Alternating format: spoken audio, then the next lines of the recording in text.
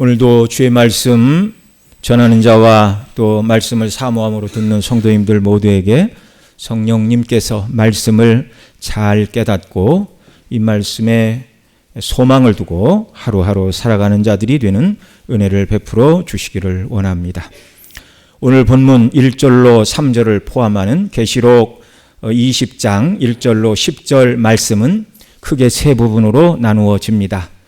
먼저 1절로 3절에서는 사단이 쇠사슬로 결박을 받아 1000년 동안 무저경에 갇혀 지내게 된다, 이렇게 말씀하고 계시고요. 4절로 6절에서는 사단이 결박을 받는 그 1000년 기간의 동안 구원받은 성도들은, 특별히 이 4절로 6절은 이미 천국에 들어가 있는 성도들을 중심으로 말하고 있습니다. 이 땅에 있는 성도들도 마찬가지죠. 이미 구원받아 천국에 있는 자들과 이 땅에 있는 자들이 1000년 동안 왕노릇한다, 이걸 말씀하고 있고, 그 다음 7절로 10절에서는 그 1000년의 기간이 다 차게 되면 결박을 당했던 사단, 무저갱에 갇혔던 사단이 잠깐 노연하게 되는데, 사단이 곡과 마곡의 군대를 불러 모아 교회와의 마지막 싸움을 준비하고 성도의 진과 사랑하시는 성을 두루매라고 말씀하는 최후의 전쟁, 아마겟돈 전쟁의 모습을 다시 말씀해 주고 계십니다. 그러나 이 아마겟돈 전쟁은요, 하늘에서 불이 내려와 사단이 동원한 곡과 마곡의 군대가 다 불에 소멸되고 사단 마귀는 사로잡혀 불과 유황못에 던져지게 된다는 것을 다시 말씀해 주시고 있습니다.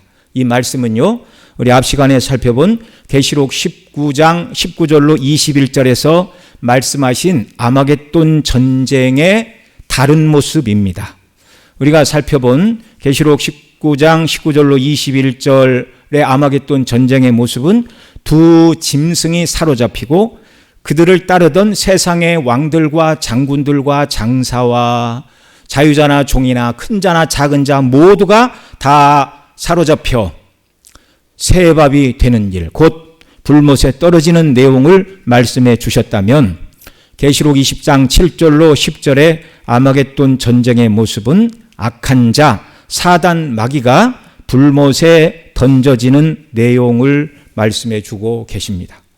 1000년 동안 사단이 결박되고 그 기간에 교회는 1000년 동안 왕노릇하고 1000년이 차면 사단이 불못에 떨어지게 된다는 이 말씀 때문에 천년 왕국이라는 신학 용어가 생겨났습니다. 그래서 오늘 우리는 계시록 20장 1절로 3절 말씀을 주로 살펴볼 것입니다. 그러나 이 요한계시록 20장에 나오는 천년 왕국이라는 용어를 잘 이해를 해야 우리가 1절로 3절 말씀도 바르게 이해를 할 수가 있습니다. 그래서 10절까지 오늘 강론할 것은 아니지만 일부러 10절 말씀까지 전체적인 문맥의 내용이 어떠한가를 알기 위하여 우리가 함께 읽은 것입니다. 자, 천년 왕국에는요, 크게 네 가지 견해가 있습니다. 역사적 전천년설과 후천년설, 그 다음에 세대주의 전천년설과 무천설, 이렇게 네 개의 신학적인 주장이 있습니다. 먼저 역사적 전천년설은요, 천년왕국 전에 예수님이 재림하신다라는 말입니다. 그래서 전천년설이에요. 자, 천년왕국 전에 예수님이 재림하신다. 훗날 이 전천년설의 이제 이단 사상인 세대주의가 이 전천년설에 살짝 끼어들었어요. 그래서 이 이단의 사상인 세대주의 전천년설과 구분하기 위하여 이제 훗날 이 전천년설을 주장하는 사람들은 그냥 전천년이 아니고 역사적 전천년설이라 그렇게 부르게 된 것입니다. 그러니까 교회사 속에서 이제 어거스틴이나 칼빈 같은 경우에는 이 전천년설을 이렇게 배격을 했습니다. 그런데 일부 사람들은 오래전부터 이 전천년설을 주장을 했기 때문에 역사가 있는 전철연설이다. 그런 의미에서 역사적 전철연설이다. 이렇게 구분을 하는 것입니다. 여러분, 이 역사적 전철연설은요, 계시록 19장과 20장을 연속되는 사건으로 보고 또 여기 말하는 천년이라는 기간을 실제의 천년으로 해석해서 나오는 견해입니다. 이 역사적 전찰년이 말하는 이제 종말의 순서는 이렇습니다. 7년 대환란이 먼저 있고 예수님 재림하시고 그때 죽은 성도들이 부활하고 이 땅에 있는 성도들이 부활의 몸을 입고 그 다음 실제로 이 땅에서 1000년 동안 우리가 왕노릇한 후에 그 후에 사단이 불못에 던져지는 최후 심판을 주님이 실행하시고 마지막으로 새하늘과 새 땅이 완성된다는 견해입니다. 제가 계속 지금까지 계시록을 강론하면서 예수님의 재림으로 성도들이 부활하고 죽은 자들이 즉시의 심판에 들어간다, 그렇게 말씀을 드렸고, 천년 왕국, 지상에 천년 왕국이 있다는 얘기는 한 번도 말씀을 드린 적이 없습니다. 잘 들으세요. 자, 이 견해는 예수님이 재림하실 때 온 세상이 다 불에 녹아지고 새하늘과 새 땅이 동시에 창조된다고 말씀하는 베드로서 3장 10절로 13절의 말씀과 모순이 됩니다. 자, 베드로 후서 3장 10절부터 한 절씩 교독합니다. 그러나 주의 날이 도둑같이 오리니 그날에는 하늘이 큰 소리로 떠나가고 물질이 뜨거운 불에 풀어지고 땅과 그 중에 있는 모든 일이 드러나리로다.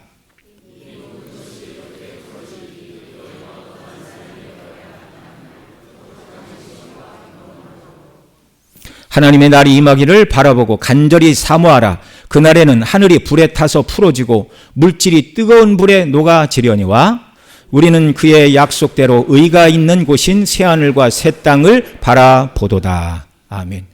여기 분명히 예수님 재림하실 때 온 세상이 불에 녹아지고, 다 녹는데 어떻게 이 땅에서 천년 왕국을 누리며 삽니까? 새하늘과 새 땅이 창조된다고 말씀하고 있습니다. 역사적 전철연설은 천년 왕국 후에 새하늘과 새 땅이 완성된다고 말하니 예수님 재림하실 때 이 땅이 다 녹아진다는 말씀과 정면으로 배치가 되기 때문에 다른 성경 말씀과 조화가 되기 어려운 견해입니다. 또 예수님이 왕노릇 하시는 이 나라는요, 세상에 임하는 나라가 아닌데 역사적 전철열은 이 땅에 그리스도의 나라가 이루어진다는 것을 말하고 있기 때문에 성경의 전체 교훈과도 다른 것입니다. 요한복음 18장 36절에서 예수님은 내가 유대인의 왕이냐라고 묻는 빌라도의 물음에 내 나라는 이 세상에 속한 것이 아니라고 아주 분명하게 말씀해 주셨어요. 여기 같이 읽습니다. 시작. 예수께서 대답하시되 내 나라는 이 세상에 속한 것이 아니니라. 만일 내 나라가 이 세상에 속한 것이었더라면 내 종들이 싸워 나로 유대인들에게 넘겨지지 않게 하였으리라. 이제 내 나라는 여기에 속한 것이 아니니라. 예수님 말씀하신 예수님의 나라, 다른 말로 하나님의 나라, 메시아 왕국은 이 땅에 속한 나라가 아니라고요. 그런데 이 역사적 전철론주의자들은 하나님의 나라가, 예수님의 나라가 이 땅에 세워진다 이렇게 말하기 때문에 성경의 전체 교훈과 맞지 않는다, 그런 말입니다. 과거 우리 교단 신학교에서도 신학적 자료가 부족했던 과거에는 이 역사적 전철론을 가르쳤으나 지금은 대다수가 이 무철론을 지지를 합니다. 무천년설은 이제 뒤에 가서 말씀을 드리겠습니다. 두 번째로는 후천년설이 있습니다. 1000년 동안 왕국이 역시 이 견해도 이 땅에서 지속이 되는데 1000년 왕국 후에 예수님이 재림하신다고 주장하는 견해라서 후천년설이라고 그렇게 얘기를 하는 것입니다. 이 후천년설도 요한계시록 19장과 20장을 연속되는 사건으로 해석을 하여서 나오는 견해입니다. 앞서 역사적 전철연설에 이제 19장에서 두 짐승이 다 멸망을 받았잖아요. 근데 20장 7절로 10절에 보면 사단 마귀가 심판을 받습니다. 그래서 천년왕국 후에 20장에 가서 20장 7절로 10절이 사단이 심판을 받는 것이 마지막 심판이다. 이제 이렇게 순서대로 해석을 하는 거예요. 19장과 20장을. 그래서 그런 이제 오류에 빠지는 것입니다. 이 후천년설도 마찬가지예요. 19장과 20장을 연속되는 사건으로 해석을 하기 때문에 이런 견해가 나옵니다. 이들은 19장에서 예수님께서 재림하시어 아마겟돈 전쟁에서 두 짐승을 사로잡아 불못에 던지시고 세상의 왕들과 장군들과 장사들을 다 멸하셨다 말씀하는데, 그 사건을 세상 나라들을 기독교화하는 것으로 해석을 하였습니다. 그 후천년설을 믿는다면 도시 전체를 복음화해야 한다고 말하는 성시화 운동이 옳은 얘기입니다. 그러나 여러분, 성경 전체를 보십시오. 예수님 올 때 주님 뭐라고 그랬어요? 말세에 믿음을 보겠느냐? 정말 그날을 감하여 주지 않으면 정말 믿는 자들의 수가 얼마 남지 않을 것이다. 예수님 마지막 때는 핍박과 고난과 환난의 때라고 말씀하지, 불신자 모두가 예수님을 믿고 사람들이 만든 천년왕국 후에 예수님이 재림하신다, 그렇게 말씀하는 곳은 없어요. 그런데 왜 이런 낙관론적인 견해가 나왔는가? 이 견해를 가지면은요, 땅끝까지 복음이 증거되면 세상의 모든 악이 소멸되고 교육 제도의 발전과 함께 세상이 문명화되고 기독교화되어 결국 복음이 온 세상을 덮게 되는 날이 오는데, 그때가 온 세상이 기독교화되는 날이 천년왕국의 시작이라고 말합니다. 이들도 문자적인 천년이 지난 후에 예수님이 재림하신다고 말하는데요, 천년왕국 후에 예수님이 재림하신다고 주장하기에 후천년설이라고 부르는 것입니다. 이 주장은요, 계몽주의가 등장한 17세기 이후에 발달했는데 인본주의적인 낙관론이라는 비난을 피하기가 어렵습니다. 또한 예수님이 왕으로 다스리는 나라가 인간의 노력으로 이루어지는 것처럼 주장하므로 비성경적이라는 비판을 또한 면할 수가 없습니다. 그러나 이 견해가 세계 제1차, 2차 대전을 치르고 나서 이 견해를 주장하는 사람들은 이제 아주 극소수의 사람들만 이 주장을 하고 있습니다.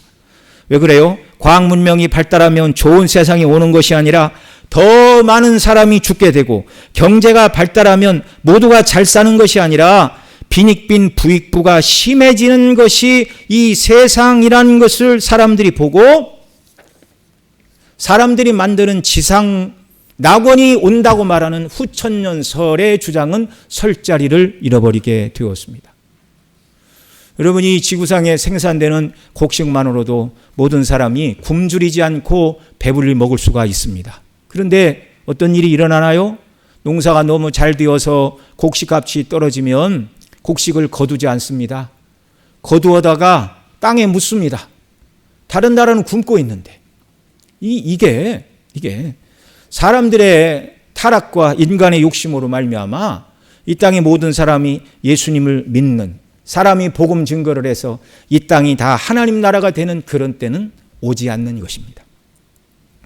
세 번째에는 세대주의 전천년설이 있습니다. 이 견해는 역사적 전천년설에 이단의 가르침인 세대주의 견해를 더한 것으로서 성경의 지지를 받기 어렵습니다.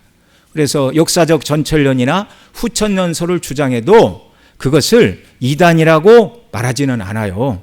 19장, 20장을 연결되는 시간적인 순서로 해석을 하는 해석의 오류는 있으나 그들도 오직 예수님을 믿음으로 구원을 받는다는 것을 말합니다. 그래서 개혁주의 내에도 역사적 전천년을 말하는 학자들도 있고 후천년을 지지하는 학자들도 있지만 그걸 가지고 이단이다 그렇게 말하지는 않습니다. 그러나 성경의 교훈과 비추어 볼 때 이제 앞으로 말씀드릴 무천년설이 훨씬 더 성경의 교훈에 근접한 것이다. 우리는 그렇게 믿고 그렇게 고백을 하는 것입니다.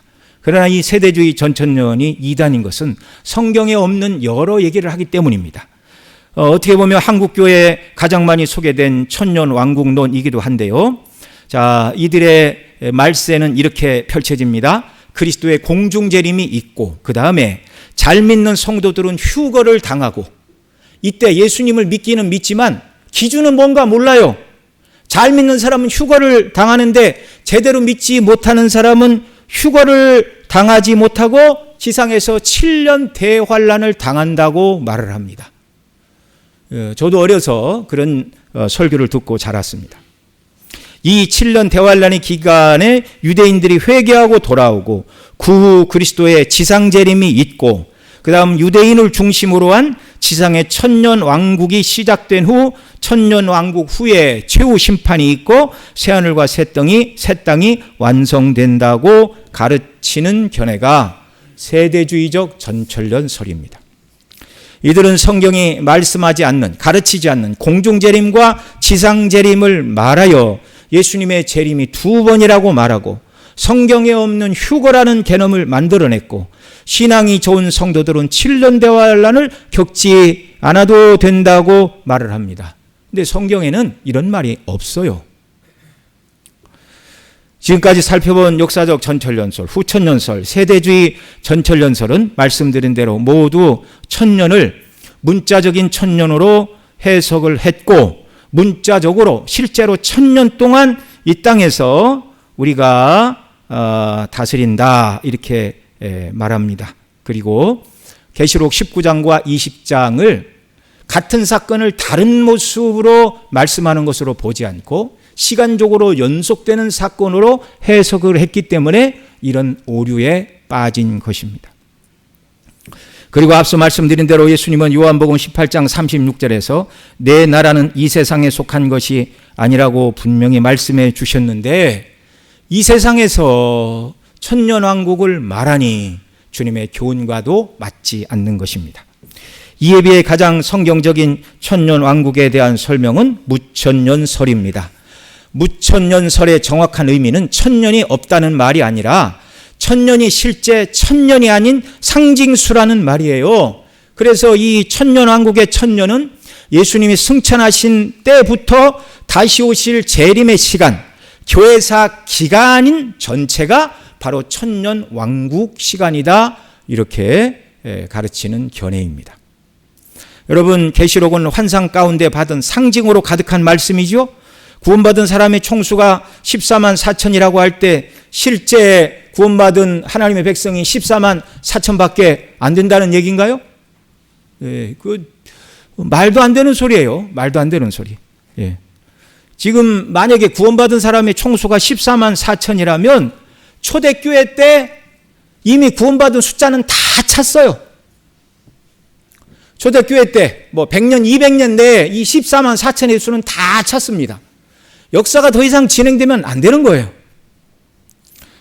우리나라에도 어떤 큰 교회는 주일 출석 인원이 20만 명이 넘는 교회가 있는데 도대체 구원받은 사람의 총수가 14만 4천이라고 말하는 신천지는 이단입니다.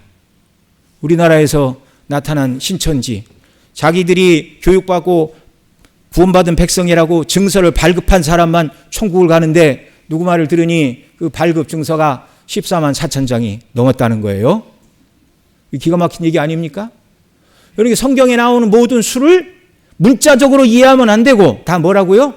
상징이라고요. 상징.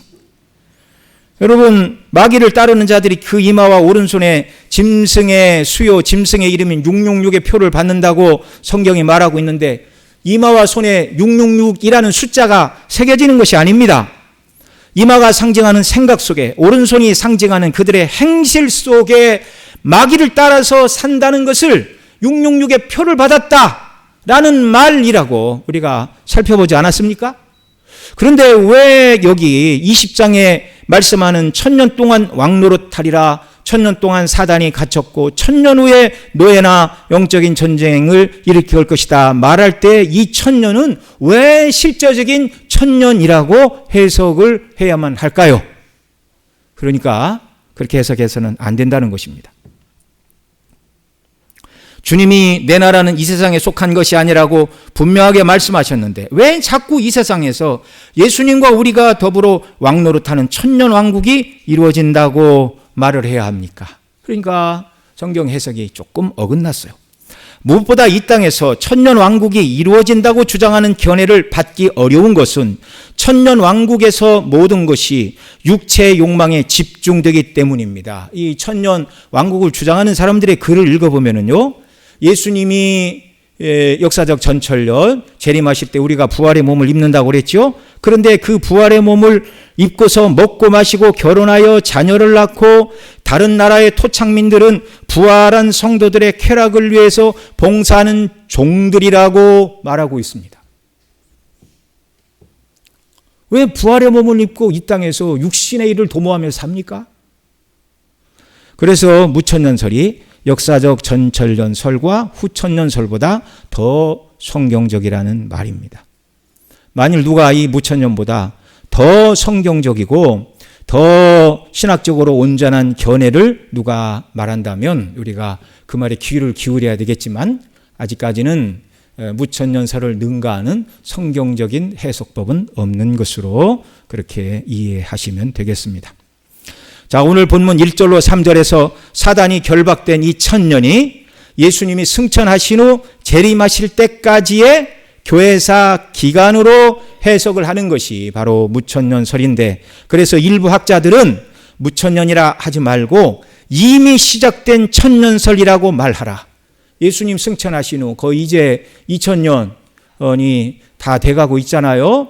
예수님이 33살, 실제로는 BC 4년에 태어났다고 학자들이 말하니까 거의 예수님이 돌아가신 때가 36이나 7좀 되지 않습니까? 그러니까 2036년 7년 돼야 예수님 승천하신 뒤 2000년이 되는 것이죠. 여기 이 천년 왕국은 상징의 수입니다. 예수님 승천부터 재림의 기간까지. 교회사 속에서 이 견해를 어거스틴, 칼빈, 아브라함 카이퍼, 헤르만 바빙크, 벌코프, 후쿠마, 로이드 존스, 그 다음에 오늘날 웨스트민스터 신학교에서 성경을 가르치는 비일 교수들, 이런 분들이 지지하는 개혁주의 견해입니다. 자, 이 견해는 계시록 19장과 20장을 시간적으로 연속되는 사건으로 보지 않습니다. 이미 19장에서 예수님이 재림하시어 아마겟돈 전쟁에서 승리하셔서 두 짐승과 세상의 왕들과 장군들과 장사들과 자유인들과 종들과 큰 자와 작은 자를 다 멸하셨고 악한 자들을 다 불못에 던지셨는데, 그래서 이 땅에는요 모든 악인들이 다 심판을 받아 더 이상 악인이 남아있지 않습니다. 그런데 이 19장과 20장을 시간적으로 이어지는 연속 사건으로 보면 20장 7절로 10절에서 말하는 사단 마귀가 동원한 곡과 마국의 군대, 성도들의 진과 사랑하시는 성을 두른 바다의 모래와 같은 자들은 도대체 어디서 온 자들입니까? 이미 19장에서 다 멸하셨어요.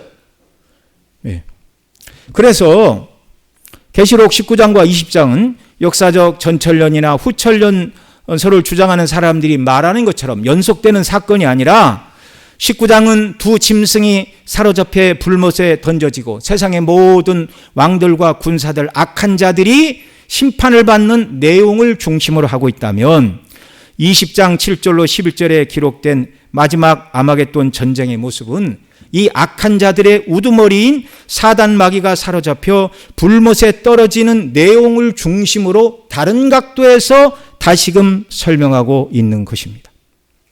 그런 이해를 가지고 오늘 본문 1절로 3절 말씀을 우리가 살펴봐야 하겠습니다. 그러니까 오늘 본문 1절로 3절은요, 다시 예수님의 십자가의 구속의 사건으로 말미암아 사단이 결박되는 2000년 전으로 끌고 가는 거예요. 시간적인 흐름이. 자, 본문 1절에서 무저갱의 열쇠와 큰 사슬을 손에 가지고 하늘로부터 내려온 천사는 누구를 말씀하는 것이며 또 누구를 결박한다는 말입니까? 1절 같이 읽습니다. 또 내가 보매 천사가 무저갱의 열쇠와 큰 사슬을 그 손에 가지고 하늘로부터 내려와서. 여러분, 여기 손에 무저갱의 열쇠를 가진 천사는 누구를 말하죠? 계시록 1장 18절에 보면 이렇게 말합니다. 같이 읽겠습니다. 곧 살아있는 자라 내가 전에 죽었었노라 볼지어다 이제 세세토록 살아있어 사망과 음부의 열쇠를 가졌노라. 지금은 살아있는데 과거에는 죽었던 분, 세세토록 살아있어 사망과 음부의 열쇠를 가진 분, 이분이 누구예요? 예수 그리스도예요. 예수 그리스도. 자, 사망과 음부의 열쇠를 예수님이 가지셨다고 말하는데 오늘 본문에 무저갱의 열쇠도 예수님이 가지고 계신 사망과 음부의 열쇠 안에 포함시켜서 해석을 하는 것이 마땅합니다.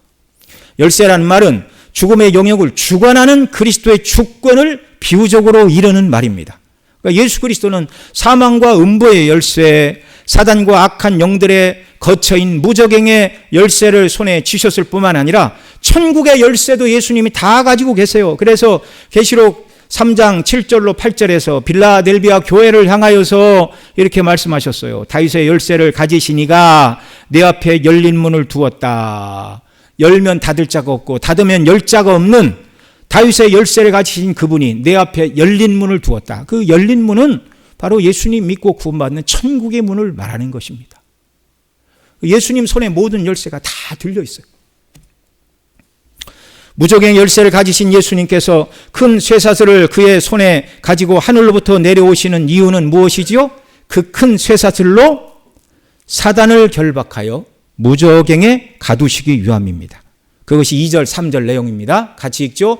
용을 잡으니 곧 옛뱀이요 마귀요 사단이라 잡아서 1000년 동안 결박하여 3절 무저갱에 던져놓고 잠그고 그 위에 인봉하여 1000년이 차도록 다시는 만국을 미혹하지 못하게 하였는데 그 후에는 반드시 잠깐 놓이리라. 아멘. 여기 쇠사슬은 다 상징적인 용어이죠. 여러분, 사단은 영적인 존재입니다. 우리와 같은 육체로 지음받은 피조물이 아닌 영적인 존재인데 어떻게 쇠사슬로 결박을 하겠어요? 쇠사슬로 결박하시고 무정에게 인봉하신다는 말은 사단이 마음대로 활동하지 못하도록 그 활동을 제한하신다는 말씀입니다. 무저갱에 결박되어 1000년을 갇히게 된 용을 표현하는 말이 무엇입니까? 2절 용을 잡으니 이 용을 또 뭐라고 그래요? 옛뱀 또는 마귀 또는 사단이라 이렇게 부릅니다. 먼저 결박당한 자를 용이라고 말합니다. 요한계시록 12장 3절에서 이 용이라는 표현이 가장 먼저 등장하는데 이 용에 대하여 한 큰 붉은 용이라 말씀했어요. 악한 자를 붉은 용이라 말하는 것은 붉은색이 상징하는 피와 전쟁의 장본인이기 때문입니다. 성도들을 핍박하고 그 피로 자기 몸을 붉게 물들인 대적자가 결박을 당했다는 말입니다. 둘째로 결박당한 자를 뭐라고 불렀습니까? 옛뱀이요라고 불렀어요. 이 옛뱀이란 말은 에덴 동산에서 하와를 미혹하여 아담과 함께 선악을 알게 하는 나무의 실과를 따먹고 범죄하게 한 그 유혹의 장본인이라는 것을 강조하는 표현입니다. 유혹자 옛뱀이 잡혔다. 그 말은 더 이상 죄를 짓고 유혹하고 하나님을 거역하도록 하는 사단의 바로 이 권세가 결박이 되었다는 말이겠죠. 셋째로 결박당한 자를 또 누구라고 불렀어요? 마귀라고 불렀습니다. 마귀라는 말은 헬라어로 디아블로라는 말로서 중상하는 자, 참소자라는 뜻입니다. 옛뱀, 곧 거짓말로 미혹하여 죄를 짓게 한 사단은요 옛뱀일 뿐만 아니라 인생이 범죄한 그 죄를 가지고 하나님 앞에서 그 사람을 어떻게 한다고요? 참소하고 고소하고 중상하는 고발자라는 말입니다. 이 참소자가 결박되었다 그 말이에요.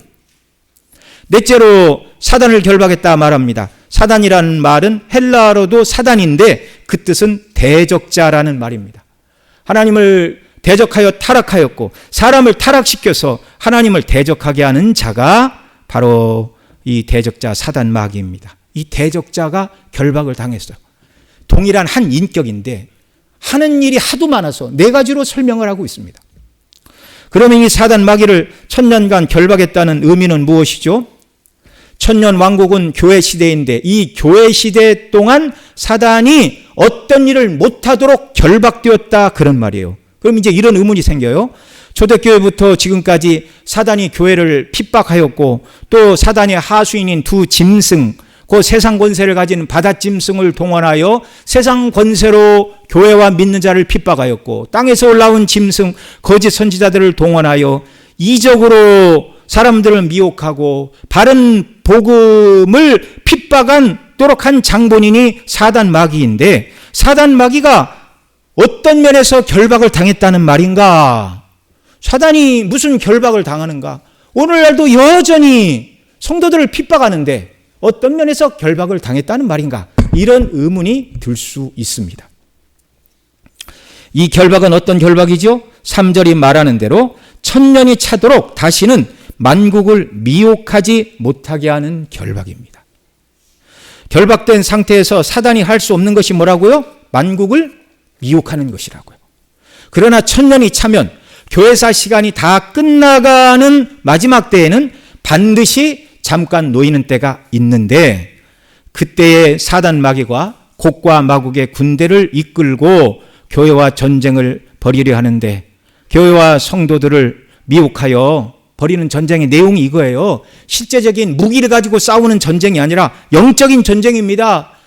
사단 마귀가 온 세상을 동원하여 성경은 틀렸고 하나님은 계시지 않고 이 땅에서도 제대로 못 살면서 죽은 다음에 세상을 논하는 것은 어리석은 일이라고 할 수만 있으면 하늘의 소망을 가지고 살아가는 성도들의 믿음을 끊어내려고 하는 게 이 마지막 아마겟돈 전쟁의 실체라는 사실을 여러분 마음에 꼭 기억하시기 바랍니다.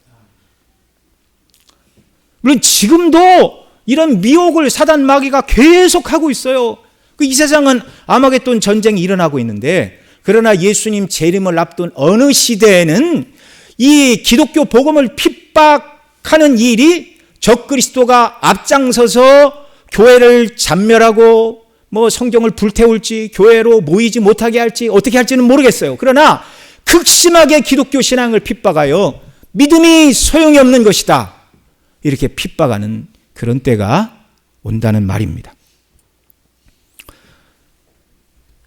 그런데 예수님이 이들을 다 무력화시키십니다. 그러면 쇠사들로 사단을 결박하여 무저갱에 던져놓고 그 위에 임봉하여 천년이 차도록 다시는 만국을 미혹하게 하신 일의 구체적인 내용은 무엇인가요? 여러분, 예수님이 이 땅에 오심으로 사단은 만국의 미혹자로 군림할 수 없게 되었어요. 여기서 미혹한다는 말은 하나님을 믿지 못하게 하는 것, 예수님을 믿음으로 구원받지 못하게 하는 것을 미혹하는 일이라고 설명하는 것입니다. 마태복음 12장에서 예수님께서 눈 멀고 말 못한 사람을 고쳐주시자 바리새인들이 뭐라고 그랬어요? 귀신의 왕 바알세붑을 힘입어 귀신을 쫓아낸다고 예수님을 모함하고 멸시하는 말을 할 때 예수님께서 이렇게 말씀하셨어요. 마태복음 12장 24절로 29절 한 절씩 읽습니다. 제가 먼저 읽습니다. 바리새인들은 듣고 이르되 이가 귀신의 왕 바알세붑을 힘입지 않고는 귀신을 쫓아내지 못하느니라 하거늘,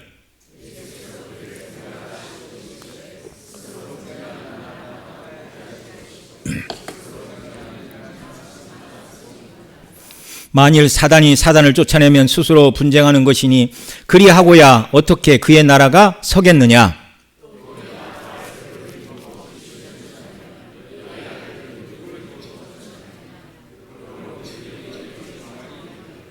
그러나 내가 하나님의 성령을 힘입어 귀신을 쫓아내는 것이면 하나님의 나라가 이미 너희에게 임하였느니라.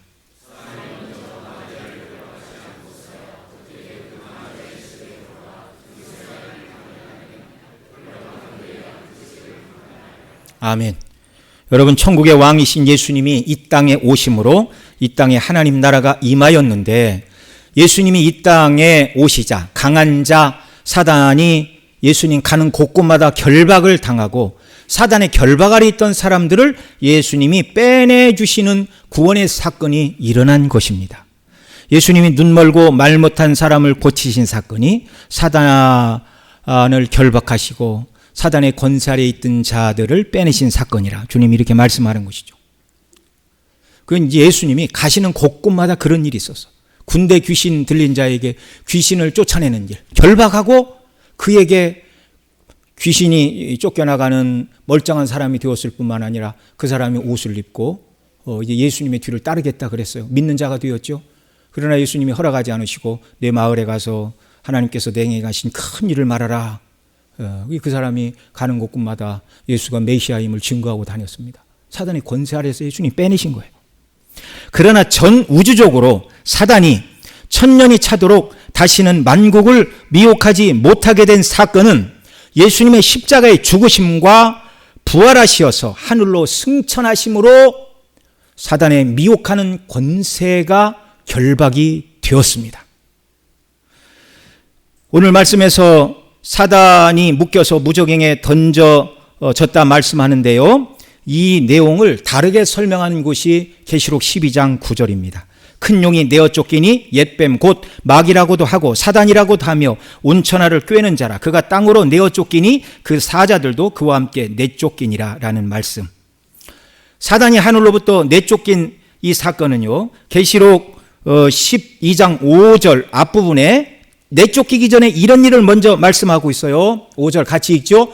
여자가 아들을 낳으니 이는 장차 철장으로 만국을 다스릴 남자라.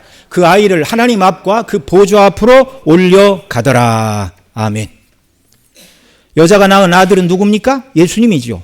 이분을 뭐라고 그래요? 장차 철장으로 만국을 다스릴 분. 시편 2편이 말하는 대로. 예, 그래서 우리가 앞 시간에 살펴본 대로 예수님은 그 입술의 검으로 철장으로 질그릇같이 다스리시고 포도주틀을 밟듯이 밟음으로 악한 자들을 멸하시는 분, 바로 예수님이십니다. 이분이 하나님 앞과 그 보좌 앞으로 올려가신 일은 십자가에서 죽으시고 부활하신 후 승천하신 사건을 말씀하는 것입니다.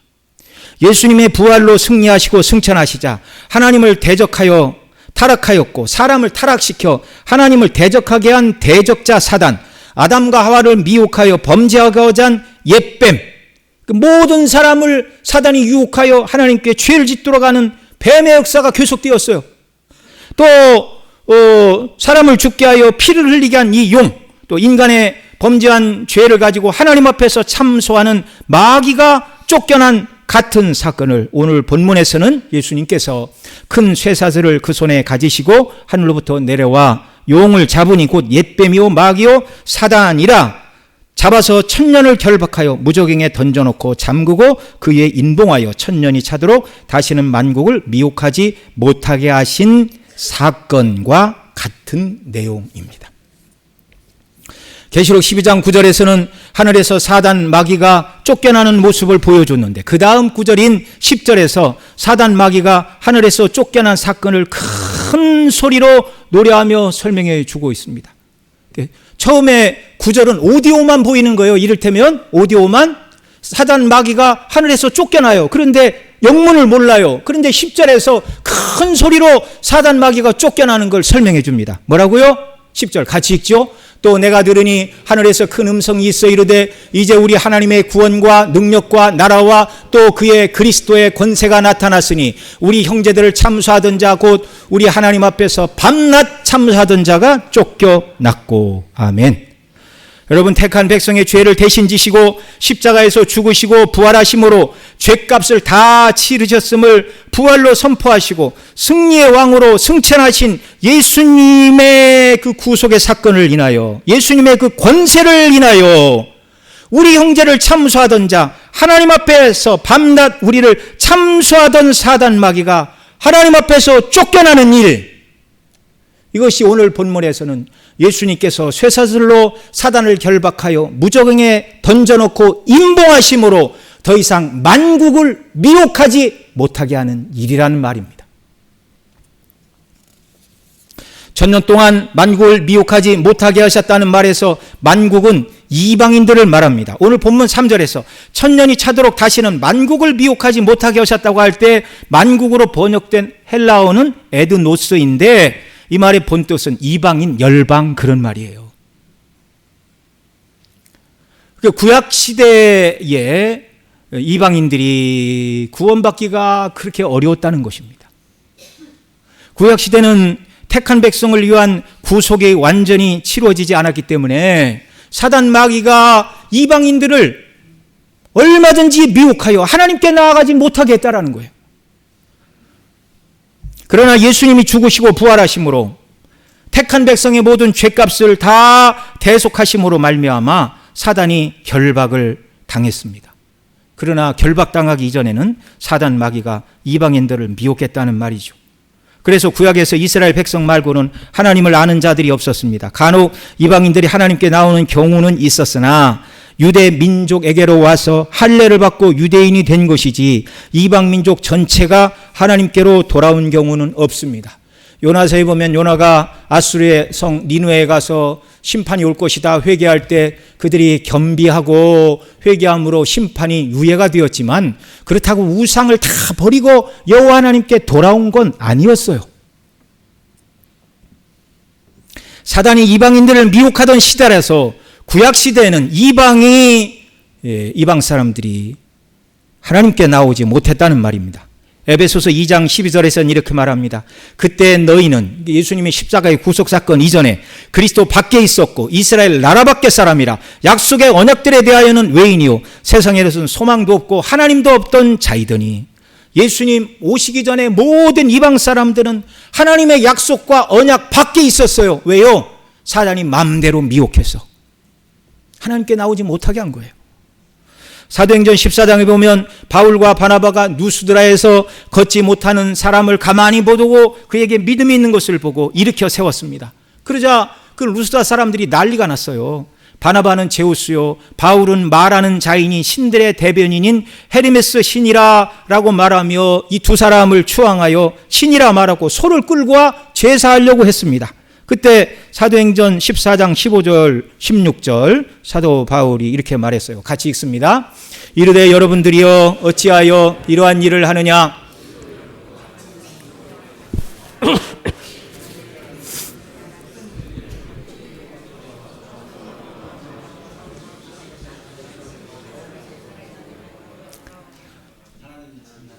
하나님이 지나간 세대에는 모든 민족으로 자기들의 길을 가게 방임하셨으나 자, 구약시대에는 모든 민족들로 자기들의 길을 가게 내버려 두셨다는 말입니다. 그때는 사단이 이방인들을 미혹하여 하나님께 나아가지 못하도록 하는 시대였어요.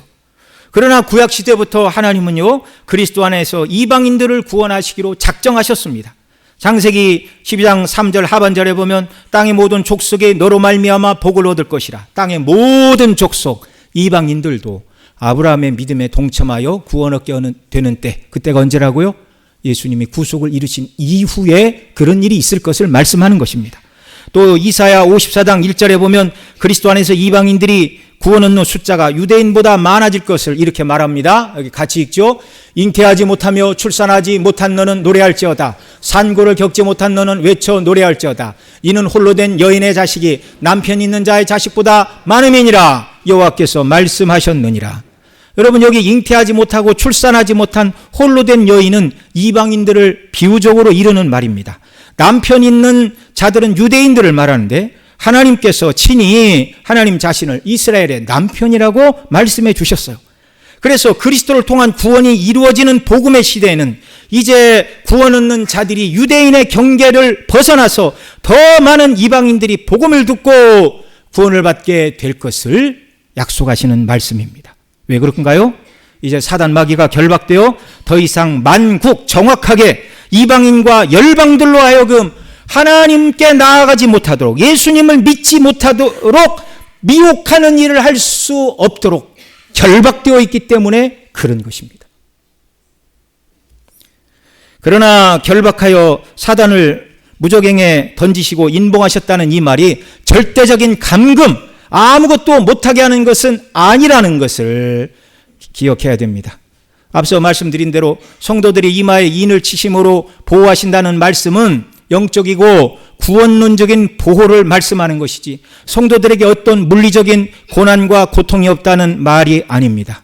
성도들의 영혼이 보호를 받아 모두 구원에 이르나, 그러나 핍박을 받고 때로는 순교의 피를 흘리는 일이 있어도 영혼이 보호를 받는 것과 마찬가지로 사단을 결박하여 무저갱에 던지고 인봉하신다는 이 말씀은요, 악한 자 사단이 아무런 일도 못하게 하신다는 말이 아니라 오직 하나, 택한 백성들을 시험하고 핍박하여 믿음에서 떨어지게 하는 일, 하나님이 작정하여 성령의 역사로 예수님을 믿는 자들의 믿음을 회방하여 믿지 못하게 하는 이 일을 못하게 하신다는 말이에요.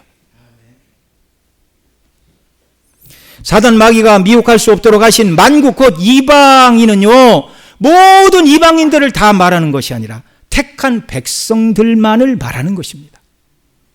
오늘도 여전히 혈통적인 유대인이나 혈통적인 이방인, 저와 여러분은 유대인 입장에서 볼 때 다 이방인이에요.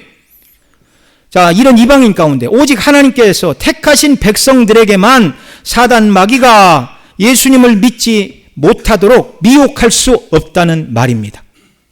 택한 백성이 아닌 자들은 지금도 사단 마귀가 미혹하여 복음을 미워하게 하고 복음을 쓸모없는 것으로 여기게 하고 복음을 증거하는 교회와 성도들을 핍박하는 것입니다. 고린도후서 4장 3절로 4절에 이런 말씀이 있어요. 같이 읽죠. 시작. 만일 우리의 복음이 가리웠으면 망하는 자들에게 가리워진 것이라. 그중에 이 세상의 신이 믿지 아니하는 자들의 마음을 혼미하게 하여 그리스도의 영광의 복음의 광채가 비치지 못하게 함이니 그리스도는 하나님의 형상이니라. 지금도 여전히 사단 마귀는 만국 가운데서 택한 백성이 아닌 자들을 미혹하여 그리스도의 영광의 복음의 광채가 그들의 마음에 비치지 못하도록 하여 택한 백성이 아닌 자들을 혼미하게 하고 예수님을 믿지 못하게 한다는 말입니다. 그러나 이방인들이라도 복음을 듣고 구원을 얻도록 하나님께서 택한 백성이라면 사단 마귀가 혼미케 할 수 없어요. 하나님께서 성령을 통하여 복음의 영광을 우리 마음에 비추어 주셨기 때문입니다. 바로 저와 여러분들입니다. 이걸 고린도후서 4장 6절에서는 이렇게 말해요. 같이 읽죠. 시작. 어두운 데서 빛이 빛이라 말씀하시던 그 하나님께서 예수 그리스도의 얼굴에 있는 하나님의 영광을 아는 빛을 우리 마음에 비추셨느니라. 아멘. 택한 백성은 미혹할 수 없어요.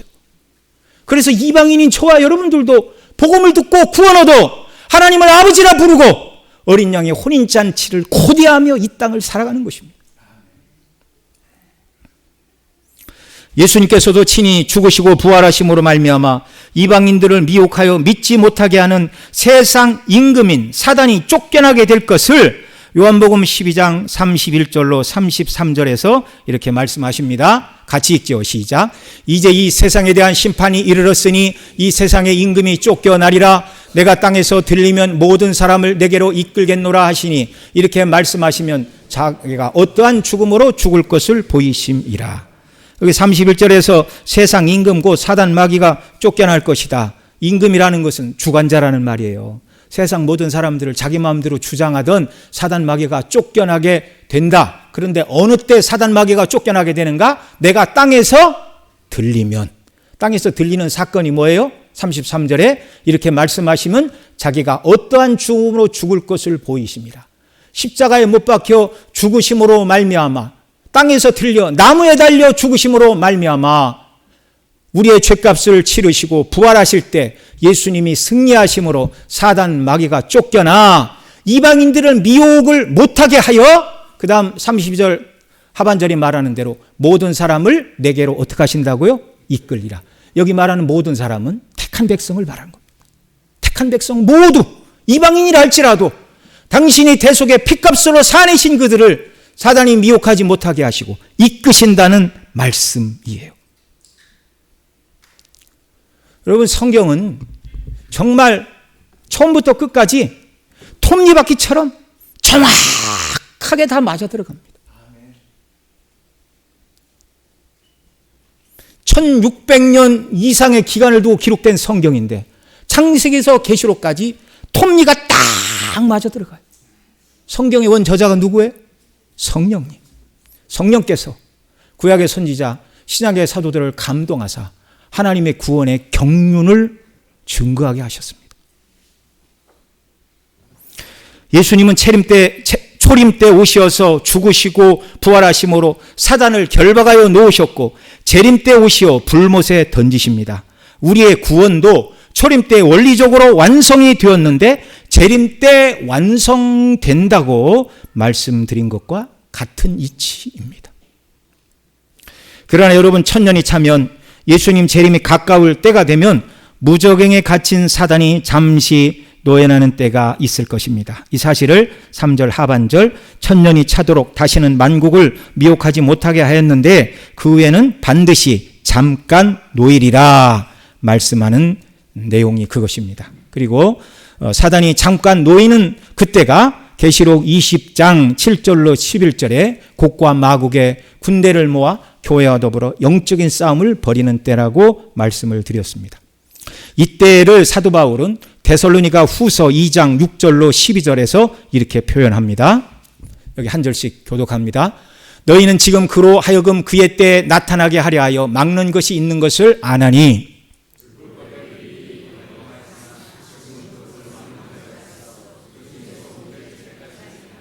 그때 불법한 자가 나타나리니 주 예수께서 그 입의 기운으로 그를 죽이시고 강림하여 나타나심으로 패하시리라.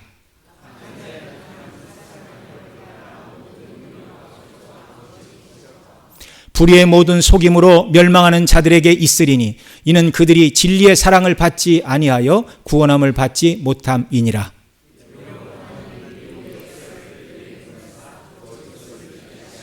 함께 있습니다. 진리를 믿지 않고 불의를 좋아하는 모든 자들로 하여금 심판을 받게 하려 하심이라. 여러분, 이 말씀은요, 예수님 재림 직전에 사단의 결박이 풀리고 영적인 전쟁인 아마겟돈 최후의 전쟁이 벌어지는 때를 말씀하는데, 사단이 교회를 공격하는 모습을 9절 하반절로 10절 상반절에서는 모든 능력과 표적과 거짓 기적과 불의의 모든 속임으로 교회를 공격한다고 말하고 있어요. 아마겟돈 전쟁은 칼과 무기로 싸우는 전쟁이 아닙니다. 영적인 전쟁이에요. 진리와 비진리의 싸움이에요. 성경의 진리를 진리가 아니다라고 말하는 사단이 싸움을 걸어오는 전쟁입니다. 그러나 이 공격으로 멸망하는 자들은, 참된 하나님의 백성들은 한 사람도 없어요. 누가 이 공격으로 해를 받게 되는지를 10절 하반절 이하에서 이렇게 말해요. 멸망하는 자들이 있으리니, 교회 안에서 사단의 거짓된 공격을 받고 믿음을 포기하고 진리를 떠나는 멸망하는 자들이 있다라는 말입니다. 이들이 누구인가? 이는 그들이 진리의 사랑을 받지 아니하여 구원함을 받지 못함이니라. 이러므로 하나님이 미혹의 역사를 그들에게 보내사 거짓 것을 믿게 하심은 진리를 믿지 않고 불의를 좋아하는 모든 자들로 하여금 심판을 받게 하려 하심이라 말씀하시고 있습니다. 사단이 모든 능력과 거짓 표적과 거짓 기적과 불의의 속임수로 공격을 할 때 교회에 나오지만 결국 멸망하는 자는 누구인가? 교회 안에 있기는 하나 진리에 견고히 서 있지 않는 자들입니다. 이름만 그리스도인인 자들은 사단의 거짓 기적과 불의의 속임수에 넘어가는 날 교회를 떠나 생명길에서 벗어나 멸망길을 가게 될 수도 있다. 경고입니다. 그러나 진리를 사랑하는 자, 여러분, 진리가 뭐예요? 생명을 구하는 참 복음이 진리입니다. 곧 생명의 복음, 진리의 복음을 사랑하고 그 복음에 견고히 서 있는 자는 사단의 어떤 공격에도 그 믿음은 진리의 기초 위에 견고히 서 있게 절대로 무너지지 않는 것입니다. 예수님 재림이 가까운 마지막 때 교회가 영적인 공격을 받는 것은, 다른 말로 바꾸면 교회 안에 있는 무리들이 모두가 알곡인지 그렇지 않은지를 시험하시고자 하는 거예요. 하나님이 능력이 부족해서 막지 않으시는 것이 아니라 정말 구원받기에 합당한 믿음을 가진 알곡인가, 견고한 믿음에 서 있지 않는 자들인가를 구분하시기 위함입니다. 절대로 사단 마귀는요, 참된 하나님의 백성을 미혹하여 믿음에서 떨어지게 할 수 없습니다. 진리 밖에 있는 자들만 떨어지게 된다. 자, 말씀을 맺습니다. 사단이 결박된 교회사 시대, 곧 천년 왕국 시대를 살아가는 저와 여러분은 어떻게 살아야 하겠습니까? 첫째, 사단 마귀가 이방인들을 믿지 못하도록 미혹할 수 없는 이때에 주님은 교회에 귀한 사명을 주셨어요. 마태복음 28장 18절로 20절 함께 읽습니다. 예수께서 나와 말씀하여 이르시되 하늘과 땅의 모든 권세를 내게 주셨으니 그러므로 너희는 가서 모든 족속을 제자로 삼아 아버지와 아들과 성령의 이름으로 세례를 베풀고 내가 너희에게 분부한 모든 것을 가르쳐 지키게 하라. 볼지어다 내가 세상 끝날까지 너희와 항상 함께 있으리라 하시니라. 아멘. 택한 백성들이 복음을 들을 때 믿지 못하게 하는 사단의 미혹의 역사가 결박된 때가 교회사 시대입니다. 예수님 승천하시고 재림하시는 이 교회사 모든 시대가 사단 마귀가 이방인들, 택한 백성들을 미혹하지 못하도록 결박되어 있어요. 그러니까 저와 여러분 교회가 나가서 복음을 증거할 때, 하나님의 택한 백성들이 그 복음을 들을 때 성령의 역사로 택한 백성이라면 때는 하나님이 주관하시지만 반드시 복음을 들은 사람들이 어떻게 된다고요? 믿고 구원에 이르게 된다고요. 그래서 교회는 어떻게 해야 된다고요? 주님 오실 때까지 이 복음을 증거해야 되는 게 교회에 주신 사명입니다. 주님은 이 교회와 세상 끝날까지 너희와 함께 있으리라. 임마누엘의 축복을 누구에게 주셨어요? 땅끝까지 이르러 복음을 전하는 교회와 함께 하시겠다는 거예요. 세상 영광을 구하며 세상의 물질과 명예와 권세를 구하고 주님 도와주세요 이렇게 말하는 세상 중심으로 살아가는 자와 땅끝까지 함께 하시는 것이 아니라, 물론 함께 하시죠. 그들을 경고하시고 징계하시고 새롭게 하시고 함께 하시지만 주님이 그 능력의 손으로 도우시고 후원하시고 지지하시고 그들을 축복하심으로 함께 하시는 교회의 모습이 무엇입니까? 땅끝까지 복음을 증거하는 교회. 그래서 이 약속의 말씀을 붙들고 저와 여러분 모두는 땅끝에 가지 못한다 할지라도 내 주변에 예수님 믿어야 구원 받는다는 걸 아직 교회 다니지 않는 사람, 예수님 믿지 않는 사람에게 날마다 말해 주어야 돼요. 택한 백성인지 아닌지 우리는 모르고 하나님의 구원의 때가 지금인지 언제인지 모르니까 날마다, 지난번 내가 한번 예수 믿으라고 했는데 쌀쌀맞게 말하고 욕하고 인상 썼어. 그러니 이제 안 해. 그러지 말고 계속 예수님 믿으면 구원받고 믿지 않으면 지옥 형벌밖에 없다는 것을 거듭거듭 증거하시기 바랍니다. 이게 우리에게 주신 사명이에요. 또한 우리가 땅끝에 갈 수 없으니 땅끝으로 가기를 원하는 선교사님들을 위해 더 많이 기도하고 후원하는 역사가 있기를 바랍니다. 이것이 1000년 동안 사단 마귀가 결박되어 택한 백성들을 미혹할 수 없는 이때에 교회에 주신 거룩한 사명입니다.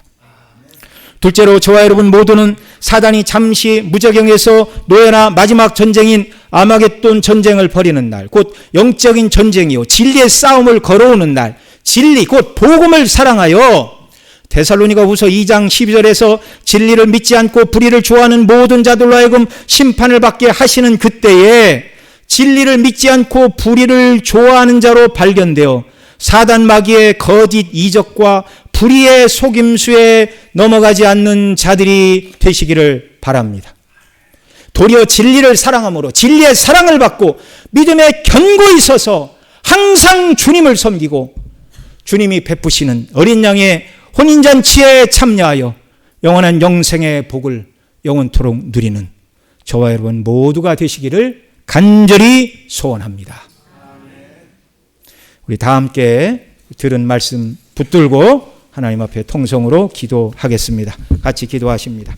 사랑하시는 아버지 하나님, 이 시간 주신 말씀 붙들고 기도합니다. 예수님이 승천하시고 재림하시는 교회사 기간이 바로 천년왕국 기간이라고 말씀하고 있습니다. 이 기간 동안 사단 마귀는 결박당하고 무저갱에 던져져 만국을 미혹하는 권세를 박탈당한 이때입니다. 하나님 아버지, 이때 교회에 주신 사명이 바로 땅끝까지 이르러 그리스도의 복음이 증인이 되는 것이라고 교회의 복음 증거의 사명을 말씀해 주셨습니다. 오늘 우리가 땅끝에 못 나간다 할지라도 내 주변의 모든 사람들에게 예수님 믿어야 구원받고 믿지 않으면 지옥 형벌에 떨어진다는 분명한 사실을 날마다 말하고 증거하는 자들이 되게 하여 주시옵소서. 뿐만 아니라 아버지 하나님, 마지막 영적인 아마겟돈 전쟁의 날 사단 마귀와 온 세상이 다 달라들어 성경은 틀렸고 하나님은 계시지 않고 죽은 다음에 세상은 알 수도 없으니 살아있을 때 이 땅에서 영광을 추구하며 살라고 말하고 우리의 믿음을 흔드는 영적인 전쟁의 날을 우리가 앞두고 있는데, 진리를 사랑하고 진리의 사랑을 받아 복음에 견고히 서서 믿음으로 견고히 서 이 영적인 싸움에서 능히 이기고 하나님의 사랑을 받고 어린 양의 혼인잔치에 넉넉히 참여하는 사랑하는 주의 백성들 모두가 되도록 말씀과 은혜로 강건케 하시고 날마다 영적으로 믿음과 진리의 선한 싸움을 싸워 이기는 자들이 되게 하여 주시옵소서. 존귀하신 우리 구주 예수님의 이름으로 기도드리옵나이다. 아멘.